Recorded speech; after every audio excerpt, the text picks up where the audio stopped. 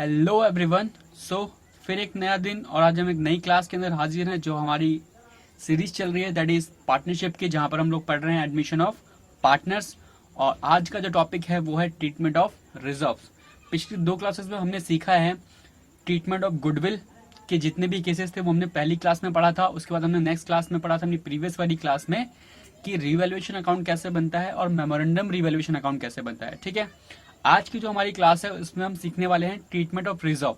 जितने भी तरह की रिजर्व्स होते हैं उनका ट्रीटमेंट कैसा होता है, जनरल एंट्रीज कैसी होती हैं, उनके इफेक्ट्स क्या क्या पड़ते हैं, वो सारी चीजें आज हम यहाँ पे सीखने वाले हैं। ठीक है, तो चलो फिर देर नहीं करते हैं, स्टार्ट करते हैं अपनी क्लास। Let's get started. जैसे कि हम स्टार्ट करते हैं तो सबसे पहले हम लिखेंगे अपनी डेफिनेशन, जो मीनिंग होती है। ओके, तो मीनिंग क्या होती है रिजर्व्स की?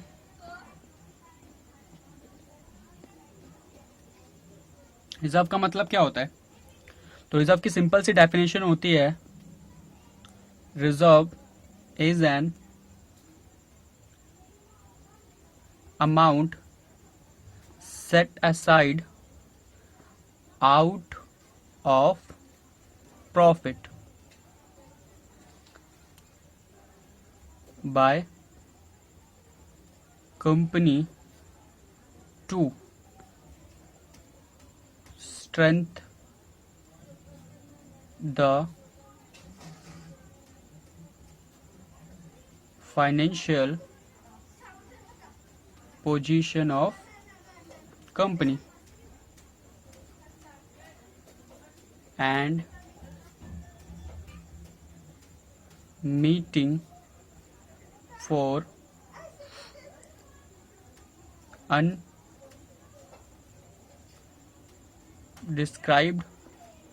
or uncertain contingencies. ठीक है, तो रिजर्व का मतलब होता क्या है? रिजर्व्स बिल्कुल उसी तरीके से होता है जैसा कि हम अपने घर में सेविंग्स करते हैं।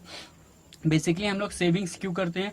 सेविंग करने के पीछे हमारे पास एक ही रीजन होता है कि हम अपनी जो फैमिली की फाइनेंशियल स्ट्रेंथ है उसको स्ट्रांग कर सकें, और फ्यूचर में अगर हमारे ऊपर कोई ऐसी प्रॉब्लम आती है, फाइनेंशियल प्रॉब्लम आती है, तो वहां पर हमें शॉर्टेज ऑफ फंड ना हो, हम इजिली अपने जो प्रॉब्लम्स है उससे डील कर सके, क्योंकि हमारे पास पहले से कुछ क्या पड़ी हुई है, सेविंग। उसी सेविंग को अकाउंटिंग की लैंग्वेज में हमें बोलते हैं रिजर्व्स। ठीक है, रिजर्व कंपनी बचा लेती है। कहाँ से बचाती है? अच्छा, आप सेविंग कहाँ से करते हो? सर, हम सेविंग वही अमाउंट से करते हैं जो हमारे पास इनकम आती है। तो कंपनी के पास भी जो इनकम आती है ना, कंपनी उसी से सेविंग करती है। यानी कि मतलब क्या है, कंपनी के पास इनकम कहाँ से आती है? सर, कंपनी के पास जो इनकम होती है वो क्या होती है? प्रॉफिट होता है। यानी हर साल जो कंपनी प्रॉफिट कमाती है वो इसकी क्या है? इनकम है। तो जो कंपनी पैसा बचाएगी रिजर्व में, वो कहां से बचाएगी? सर, प्रॉफिट से ही बचेगा। बिल्कुल, तो पढ़ते हैं definition. Reserve is an amount set aside out of profit. कहां से निकालते हैं पैसे को? Out of profit by company to strength the financial position of a company. है ना, क्या करते हैं? स्ट्रेंथ करते हैं। क्या चीज? अपनी फाइनेंशियल पोजिशन को। ठीक है, off company and meeting for undescribed और अनसर्टेन कंटिजेंसीज। फ्यूचर में कोई ऐसी प्रॉब्लम्स आ गई कंपनी के ऊपर, या कंपनी को कोई लॉस हो गया, या कंपनी को कोई क्लेम पे करना पड़ गया, तो उन कंटिजेंसीज से मीट करने के लिए हम क्या बनाते हैं? रिजर्व्स बनाते हैं। ठीक है, अब रिजर्व्स की कैटेगरी को डिवाइड किया गया है। देखो इधर, रिजर्व्स जो होते हैं वो बेसिकली आपके दो तरीके के होते हैं। ठीक है, basically the first is capital reserve and second is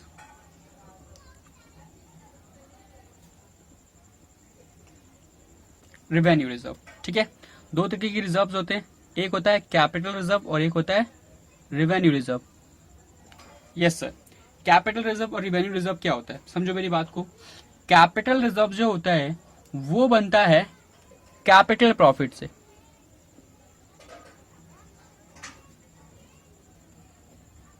कहां से बनता है? कैपिटल प्रॉफिट से। और जो रेवेन्यू रिजर्व होता है वो बनता है रेवेन्यू प्रॉफिट से। ठीक है, तो रिजर्व दो तरीके के होते हैं, एक होता है आपका कैपिटल रिजर्व और दूसरा होता है रेवेन्यू रिजर्व। तो कैपिटल रिजर्व कहां से बनता है? कैपिटल प्रॉफिट से। रेवेन्यू रिजर्व कहां से बनता है? रेवेन्यू प्रॉफिट से। Okay sir, understand. उसके बाद देखो सर, कैपिटल प्रॉफिट क्या होता है? कैपिटल प्रॉफिट वो प्रॉफिट होता है जो आपके ऑर्डिनरी कोर्स ऑफ बिजनेस का पार्ट नहीं होता। क्या बोला मैंने? It is not a part of your ordinary course of business. ठीक है,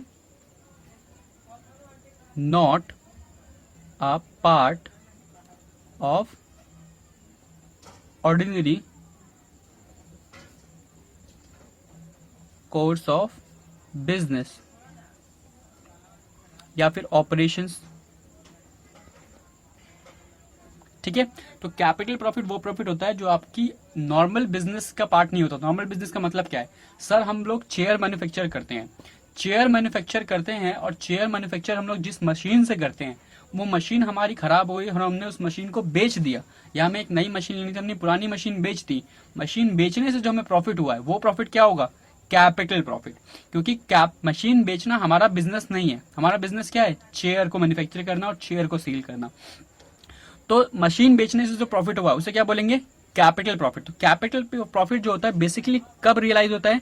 जब आप अपनी क्या बेचते हो? एसेट सेल करते हो। ठीक है, क्या सेल करते हो? एसेट सेल करते हो। वहीं अगर आप रेवेन्यू प्रॉफिट की बात करो तो रेवेन्यू प्रॉफिट कब रियलाइज होगा? It is a part of ordinary course of business. ठीक है, it is a part of ordinary course of business. Example क्या है इसका सर? एग्जाम्पल है सेल ऑफ स्टॉक, यानी कि हमारी चेयर्स। हमारा सेल ऑफ स्टॉक हमने क्या बेच दिया? हमने चेयर बेच दिया। तो चेयर बेच के जो पैसा मिला वो हमारे लिए क्या है sir? It is a revenue profit. तो बेसिकली डिफरेंस समझ में आया? कैपिटल प्रॉफिट और रेवेन्यू रिजर्व में क्या फर्क होता है? Yes sir. अब आगे देखो, फर्दर रेवेन्यू रिजर्व को दो पार्ट्स में डिवाइड किया गया है। कौन सी रिजर्व को? रेवेन्यू रिजर्व को। ठीक है, रेवेन्यू रिजर्व कितने पार्ट में डिवाइड हुआ है? दो पार्ट में।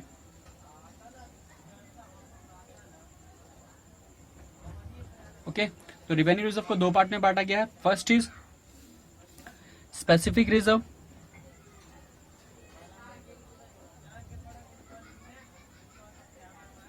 And second is journal reserve और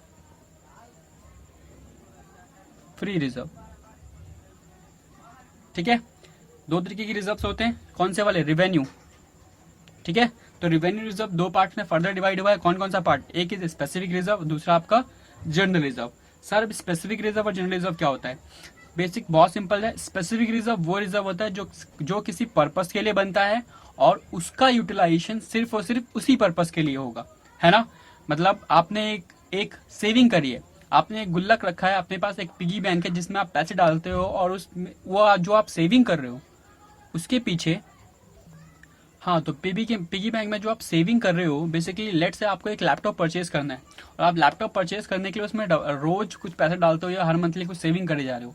तो जो वो पिगी बैंक है उस कौन सा रिजर्व होगा? वो जनरल रिजर्व है या स्पेसिफिक रिजर्व है? सर वो स्पेसिफिक रिजर्व है। क्यों?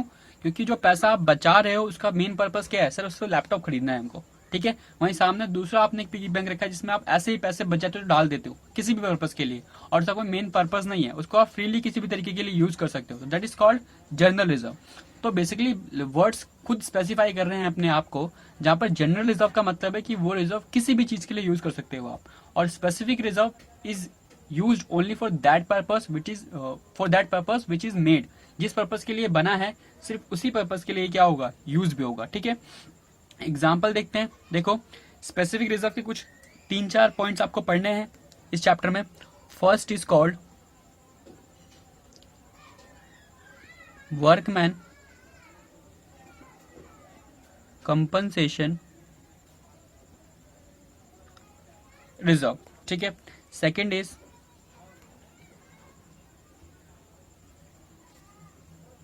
Investment fluctuation reserve. ठीक है, workman compensation reserve, investment fluctuation reserve. Okay, third is एक और होता है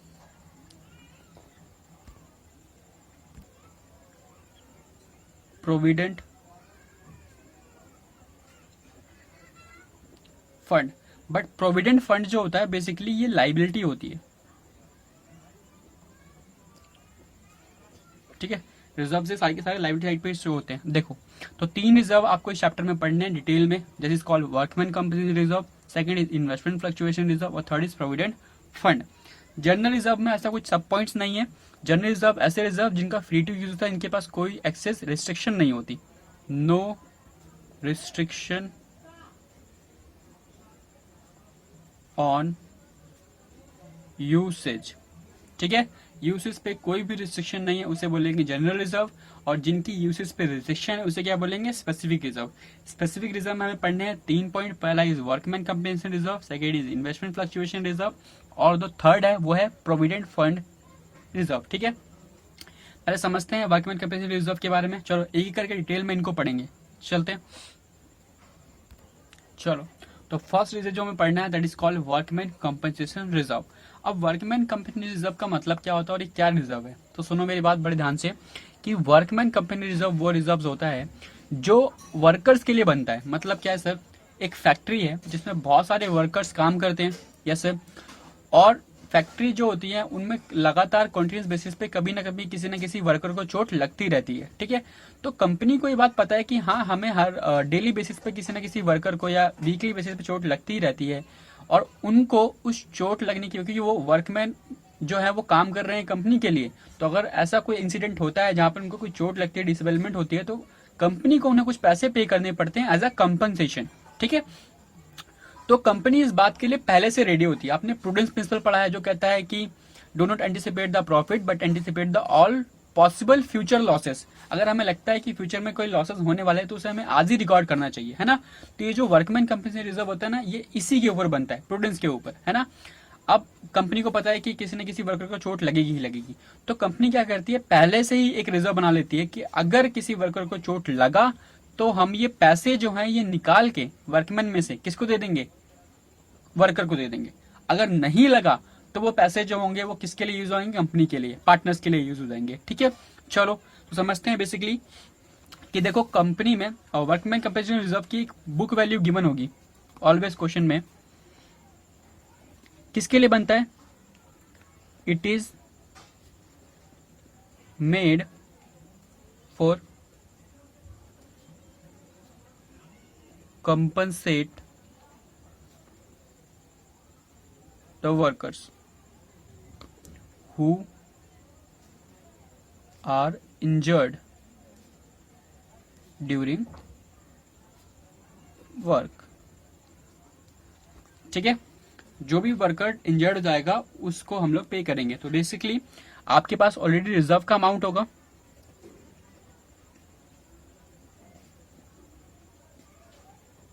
रिजर्व अमाउंट आपने बना के रखा होगा अपनी बैलेंस शीट में। और सेकंड चीज जो आपको क्वेश्चन में गिवन होगी दैट इज क्लेम, कि कितना क्लेम आपको आया है, यानी कितने लोगों को आपको पैसे पे करने हैं।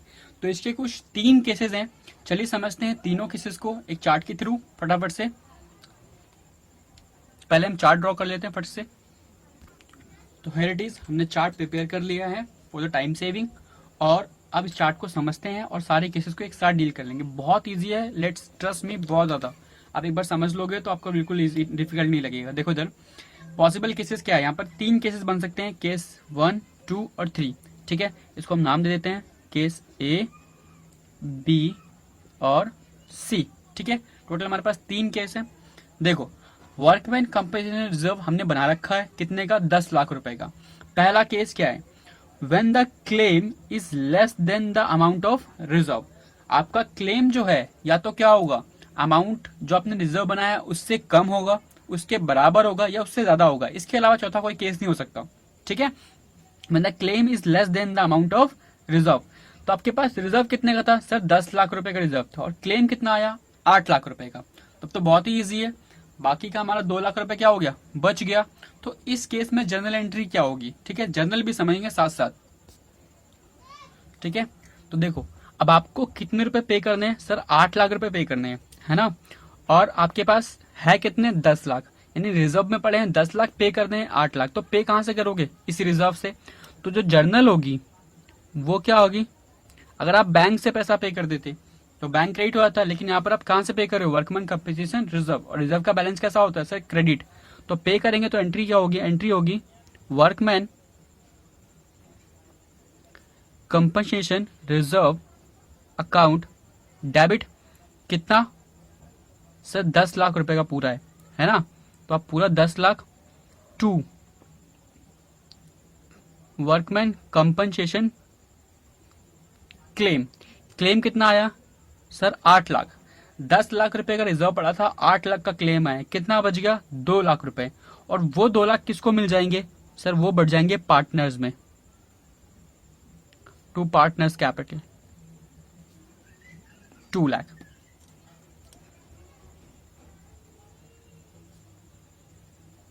Being claim accepted. ठीक है, तो बहुत सिंपल सी चीज है। अगर आपके पास रिजर्व कितना था सर 10 लाख, उसमें से आपने क्लेम कितना पे किया 8 लाख, और बाकी के 2 लाख है वो किसको मिल जाएंगे, पार्टनर्स को। सिंपल सा ध्यान रखो कि ये जो रिजर्व है ये किससे बनता है सर, ये रिजर्व जो है ये प्रॉफिट से बनता है, और प्रॉफिट पे किसका हक होता है सर, पार्टनर्स का होता है। ठीक है, तो अगर क्लेम देने के बाद कोई पैसा बचता है तो वो रिजर्व्स जो होते हैं, चाहे वो जर्नल हो या स्पेसिफिक हो, अकाउंटिंग का रूल है पार्टनरशिप का कि जर्नल रिजर्व या स्पेसिफिक रिजर्व कोई भी रिजर्व होगा वो किसके बीच में बटेगा, पार्टनर्स के बीच में। सर कौन सी रेशियो में बटेगा पार्टनर्स के बीच में, ओल्ड रेशियो में। ध्यान रखना कौन सी रेशियो में बटेगा, ओल्ड रेशियो में। फिर चाहे वो रिटायरमेंट हो, डेथ हो या एडमिशन हो, कोई भी केस हो, तो ट्रीटमेंट बिल्कुल एक जैसा रहेगा। ठीक है, 10 लाख का रिजर्व, 8 लाख का क्लेम, और 2 लाख रुपए किसको मिलेंगे, पार्टनर्स को। कौन से पार्टनर्स को, ओल्ड पार्टनर्स को। ध्यान रखना ये बात। ठीक है, ओल्ड पार्टनर्स में बटेगा। एंट्री नंबर 2 देखो इधर। अब यहां पे देखो, यहां पर जो क्लेम है वो कितना आया है 10 लाख रुपए का, और आपके पास रिजर्व पे कितना पड़ा है 10 लाख रुपए का, है ना। तो एंट्री क्या होगी सर, एंट्री वही होगी workman compensation reserve account debit. कितना रिजर्व पड़ा है 10 लाख रुपए का। ठीक है, और आपके पास क्लेम कितना आया, to workman compensation claim 10 lakh रुपए का। तो सर 10 लाख का रिजर्व था, 10 लाख का क्लेम है, तब क्या पैसा बचा, कुछ भी नहीं। तो पार्टनर्स को कितना मिलेगा, 0 टू पार्टनर्स कैपिटल कितना अमाउंट, 0 अमाउंट। ठीक है, बीइंग क्लेम एक्सेप्टेड। ठीक है भाई, थर्ड वाला केस ये इंपॉर्टेंट है बहुत, ध्यान रखना इसका, it is the most important case. अब यहां पे देखो, when the claim is more than the amount of reserve, claim ज्यादा आ गया रिजर्व से। अब देखो क्लेम कितने का, 12 लाख का, रिजर्व कितना 10 लाख का। ठीक है, अब ध्यान रखना, हमने सोचा था कि खर्चा कितने का होगा 10 लाख का, लेकिन कितने का आ गया 12 लाख का। तो ये जो 2 लाख रुपए है वो क्या हो गया, ज्यादा हो गया, यानी 2 लाख रुपए से आपकी लाइबिलिटी क्या हो गई, बढ़ गई। हमने पिछली क्लास में सीखा था कि अगर लाइबिलिटी बढ़ती है तो लाइबिलिटी इंक्रीज होकर कहां पे जाती है, रीवैल्यूएशन में। कौन सी साइड पे, डेबिट साइड पे। तो यहां पर पिक्चर में कौन आता है, रीवैल्यूएशन। तो यहां पर जो एंट्री होगी वो कैसे होगी कि रीवैल्यूएशन को डेबिट करना है ना। तो आपके पास क्लेम कितना आया है, तो क्लेम आया है 12 लाख रुपए का। ठीक है, आपके पास रिजर्व कितना है, रिजर्व है 10 लाख का, तो एंट्री होगी workman compensation reserve account debit. कितना रिजर्व डेबिट होगा सर, रिजर्व तो हमारे पास 10 लाख ही है। मैंने कहा बिल्कुल ठीक। उसके बाद 2 वर्कमैन कंपनसेशन क्लेम। क्लेम कितना आया सर, क्लेम तो आ गया 12 लाख का, तो 2 लाख रुपए जो एक्स्ट्रा हैं वो कहां जाएंगे सर, वो जाएगा रीवैल्यूएशन में, वो डायरेक्ट पार्टनर्स में नहीं बटेगा। ध्यान रखना ये बात को, यहाँ पर हम लोग प्रॉफिट को किस में बांटते हैं, पार्टनर्स में। तो आप बोलोगे जब प्रॉफिट पार्टनर्स में बट रहा है तो लॉस भी कितना बचना चाहिए, पार्टनर्स में। हाँ वो पार्टनर्स में ही जाएगा, लेकिन रीवैल्यूएशन के थ्रू जाएगा। ठीक है, ध्यान रखना इस बात का, किसके थ्रू जाएगा, रीवैल्यूएशन के थ्रू। यहाँ पे क्या आएगा, रीवैल्यूएशन अकाउंट डेबिट कितना 2 लाख। ठीक है, बीइंग क्लेम एडजस्टेड। ठीक है भाई, समझ में आया तीनों केसेस, बहुत सिंपल है, ध्यान रखना इन बातों का, बहुत ज्यादा सिंपल है। दोबारा समझा दे रहा हूं, क्लेम या तो कम होगा या इक्वल होगा या ज्यादा होगा। ठीक है, कम होगा तो क्या करना है sir, claim workman compensation reserve account debit to workman compensation claim, और जो प्रॉफिट बढ़ जाएगा वो किस में बढ़ जाएगा, पार्टनर्स में। कौन से पार्टनर्स में, ओल्ड पार्टनर्स में। कौन सी रेशियो में, ओल्ड रेशियो में, ठीक है। वहीं पर अगर क्लेम इक्वल है तो workman company reserve account debit to workman company claim 10 lakh 0 हो गया, ठीक है। लेकिन अगर वर्कमैन कंपनी रिजर्व ज्यादा है, यानी क्लेम ज्यादा आ गया, तो क्लेम बढ़ गया तो आपकी लाइफ बढ़ गई, लाइबिलिटी बढ़ गई, लाइबिलिटी बढ़ती है तो कहाँ पे जाता है सर, रिवोल्यूशन में जाता है, वो रिवोल्यूशन अकाउंट डेबिट। जिसने रिवोल्यूशन वाली क्लास नहीं देखी, प्लीज पिछला वाला लेक्चर देखो, उसके बाद आपको ये पॉइंट समझ में आ जाएगा बहुत इजीली, ठीक है, समझे। अब यहाँ पर एक नोट है, नोट भी लिखते हैं। If there is no claim, अगर कोई क्लेम आए ही ना, मतलब सर हमारे पास रिजर्व पड़ा हुआ है वर्कमैन वाला, कितने का, 10 लाख का जो हमने ऊपर बनाया था, और कोई क्लेम ही नहीं आया, तो हमने कहा कोई क्लेम नहीं आया तो अच्छी बात है, प्रॉफिट बच गया हमारे पास। लेकिन बचने के बाद ये प्रॉफिट किसमें बढ़ जाएगा, पार्टनर्स में। तो एंट्री क्या होगी सर, एंट्री होगी workman compensation reserve account debit to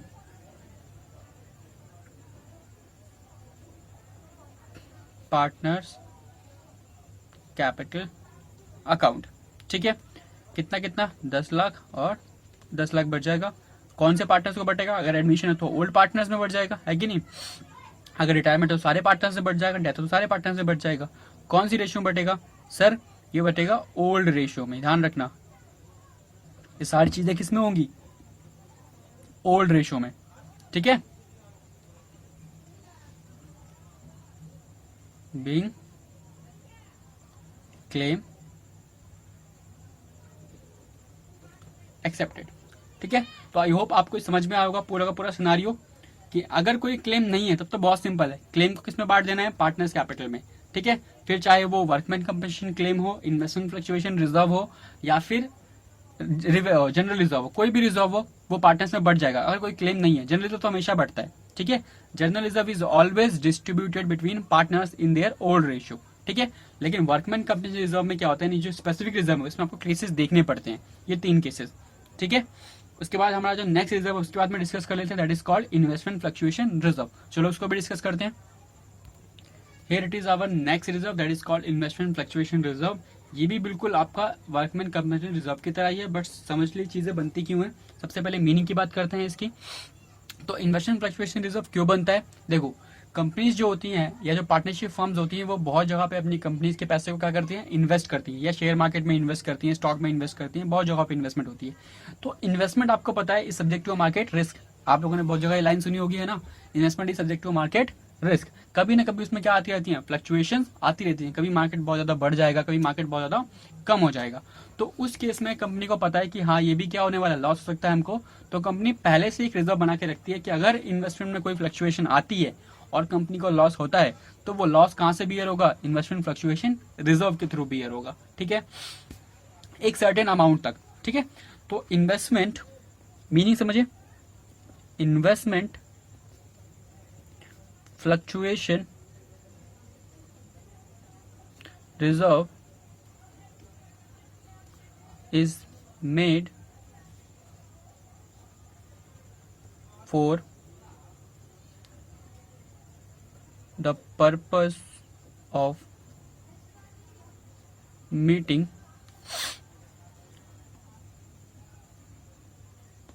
uncertain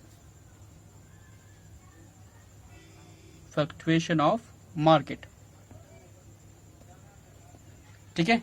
जो अनसर्टेन फ्लक्चुएशन आती है मार्केट में उससे मीट करने के लिए बनती है इन्वेस्टमेंट फ्लक्चुएशन रिजर्व, ठीक है। अब देखो इन्वेस्टमेंट की 2 वैल्यूज होंगी ऑलवेज क्वेश्चन में, ध्यान रखना, आप प्रैक्टिकल बात समझ रहे कि क्वेश्चन में हमें क्या देखना है। क्वेश्चन में हमें देखना है कि इन्वेस्टमेंट की हमेशा क्वेश्चन में 2 गिवन होगी, एक गिवन होगी इन्वेस्टमेंट की बुक वैल्यू और एक गिवन होगी इन्वेस्टमेंट की मार्केट वैल्यू। इन्वेस्टमेंट की बुक वैल्यू को मार्केट वैल्यू से कंपेयर किया जाएगा, ठीक है। अगर इन्वेस्टमेंट की बुक वैल्यू और मार्केट वैल्यू में कोई भी डिफरेंशिएट है तो वहां पर उसे क्या माना जाएगा, फ्लक्चुएशन माना जाएगा, ठीक है। तो चलो इसका भी चार्ट बनाते हैं, समझते हैं फटाफट से, इसको खत्म करते हैं। हियर इट इज, तो हमने तीनों केसेस को कर लिया रेडी, जैसे कि हमने पिछली बार किया था, और फटाफट से हम चले डिटेल समझते हैं, उसके बाद क्वेश्चन की तरफ मूव करेंगे। देखो इधर पॉसिबल केसेस 3 बन सकते हैं, when the fluctuation is less than the reserve. Fluctuation जो हो रही है यानी कि मार्केट वैल्यू और बुक वैल्यू में जो चेंज हो रहा है वो क्या हो रहा है, वो तो रिजर्व से कम है या इक्वल होगा उसके, या उससे मोर देन होगा। 3 केसेस बनते हैं बेसिकली। अब देखो यहाँ पर रिजर्व कितने का है सर, 10 लाख रुपए का, और इन्वेस्टमेंट की बुक वैल्यू कितनी है, 20 लाख रुपए की। ठीक है, अब बुक वैल्यू 20 लाख है और मार्केट वैल्यू कितनी है, 15 लाख। मुझे बताओ फ्लक्चुएशन क्या हुआ, घटा या बढ़ गया? सर वैल्यू कम हो गई, यानी हमें क्या हो गया, लॉस हो गया। तो लॉस कितने का हो गया, 5 लाख रुपए का। 20 लाख और 15 लाख, कितने का लॉस हुआ, 5 लाख का। तो 5 लाख का लॉस कहां से भरा जाएगा, इन्वेस्टमेंट फ्लक्चुएशन रिजर्व से। सेकंड केस में देखो, मार्केट वैल्यू कितनी है, 10 लाख हो गई, और बुक वैल्यू कितनी है, 20 लाख। तो लॉस हुआ फिर से, हाँ सर हुआ, कितने का हुआ, 10 लाख का लॉस हुआ, और रिजर्व भी कितने का है, 10 लाख का ही है। ठीक है, थर्ड केस, यहाँ पर मार्केट वैल्यू कितनी है, 25 लाख, और बुक वैल्यू कितनी है, 20 लाख। यहाँ पर वैल्यू कम नहीं हुई, यहाँ पर फ्लक्चुएशन ज्यादा हुई है, यानी वैल्यू क्या हो गई, बढ़ गई। यहाँ पे लॉस नहीं हुआ, क्या हुआ है, प्रॉफिट हुआ है। चलो फटाफट इसकी जर्नल एंट्री करते हैं, लेट्स गेट स्टार्टेड। पहले केस नंबर 1 जर्नल समझते हैं इसकी। ठीक है, तो हमने कहा जो भी लॉस होगा वो लॉस कहां से भरा जाएगा, इस रिजर्व से, इन्वेस्टमेंट फ्लक्चुएशन रिजर्व से। तो एंट्री होगी इन्वेस्टमेंट फ्लक्चुएशन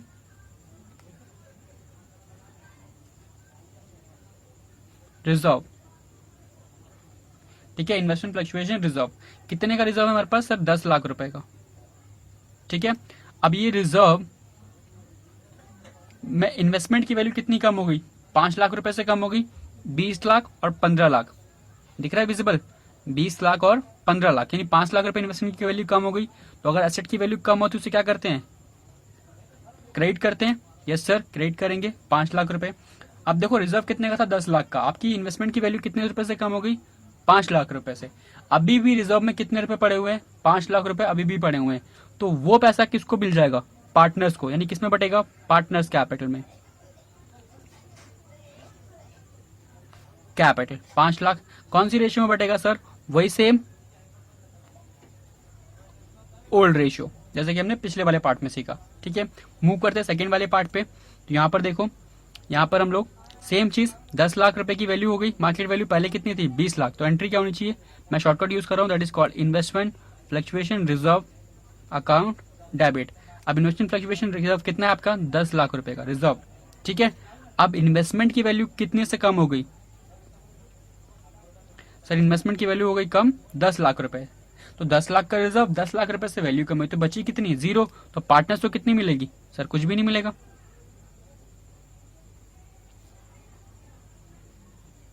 कैपिटल कितना, 0। बिल्कुल ठीक है। थर्ड वाली पढ़ो, ये इंपॉर्टेंट है हमेशा की तरह। थर्ड वाला केस क्या होता है, हमेशा इंपॉर्टेंट होता है, ध्यान दो यहाँ पर। अब यहाँ पे रिजर्व कितना है, 10 लाख, मार्केट वैल्यू कितनी है, 25 लाख। तो रिजर्व आपके पास कितना है सर, 10 लाख का। तो एंट्री होगी investment fluctuation reserve account debit, कितने का, 10 लाख रुपए का। अब यहाँ पर एसेट की वैल्यू कम नहीं हुई, क्या हुई है, बड़ी है। याद करो रिवोल्यूशन अकाउंट, जब जब एसेट की वैल्यू बढ़ती है तो रिवोल्यूशन अकाउंट क्या होता है, क्रेडिट होता है ना, है ना। तो यहाँ पर भी क्या होगा, क्रेडिट होगा। कितने से क्रेडिट होगा सर, 20 का था 25 का हो गया, है कि नहीं। तो ये 25 लाख, तो यहाँ पर क्या आएगा, टू रीवैल्यूएशन। तो 25 तो कितने का चेंज हो गया सर, 5 लाख का, है ना। और ये जो इन्वेस्टमेंट फ्लक्चुएशन रिजर्व है ये किस में बढ़ जाएगा, पार्टनर्स में, टू पार्टनर्स कैपिटल, कितना, ठीक है। तो ये जो 10 लाख रुपए किस में बढ़ जाएगा, पार्टनर्स में। सर देखो लेकिन अभी तो डेबिट और क्रेडिट इक्वल नहीं हो रहा है। मैंने कहा हाँ बिल्कुल इक्वल नहीं हो रहा, क्योंकि रीवैल्यूएशन क्या हो गया, बढ़ गया। किसकी वजह से बढ़ा, इन्वेस्टमेंट की वैल्यू बढ़ गई। यहाँ पर इन्वेस्टमेंट क्या करनी पड़ेगी, बढ़ानी पड़ेगी, यानी इन्वेस्टमेंट अकाउंट डेबिट। इन्वेस्टमेंट की वैल्यू कितनी से बढ़ गई, 5 लाख रुपए से। इन्वेस्टमेंट अब कितने का हो गया, 25 लाख का। ठीक है, तो बैलेंस शीट में जो इन्वेस्टमेंट आएगा वो कितने का आएगा, 25 का आएगा। ठीक है, रिवैल्यूएशन में 5 लाख और रिजर्व कितने बढ़ जाएगा, पार्टनर्स में बढ़ जाएगा। ठीक है, समझ में आई ये बात।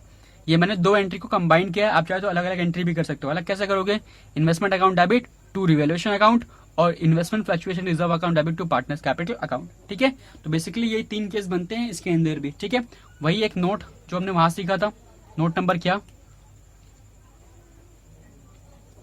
If there is no fluctuation.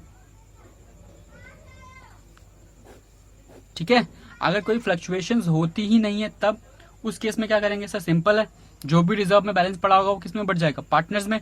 तो एंट्री क्या होगी, एंट्री होगी इन्वेस्टमेंट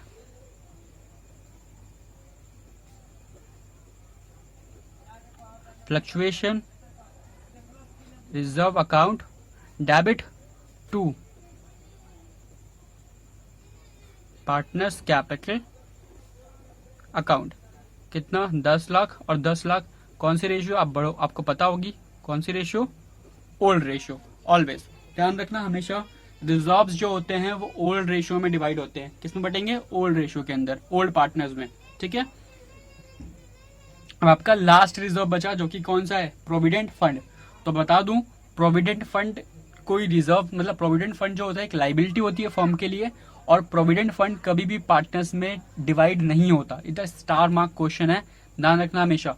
प्रोविडेंट फंड अगर आपको क्वेश्चन में मिलता है तो वो कभी भी पार्टनर्स कैपिटल में डिस्ट्रीब्यूट नहीं होता, वो हमेशा बैलेंस शीट में लाइबिलिटी साइड शो होगा, क्योंकि it is a liability provident fund. ठीक है, ठीक है, समझ में आया। एक बार बेसिकली समझ लेते हैं ओवरव्यू, तीनों किसी समझ में आ गए। जिसको किसी भी पॉइंट में डाउट होगा प्लीज टेक्स्ट में, व्हाट्सएप में, कुछ भी कर लो, कमेंट में मुझे पिन कर दो, कमेंट करके बताओ मुझे कि कौन से पार्ट में प्रॉब्लम हो रही है। अगर आपको समझ में आया तो भी मुझे फीडबैक शेयर करो। ठीक है, चलो मूव करते हैं अगले वाले, लास्ट वाले पे।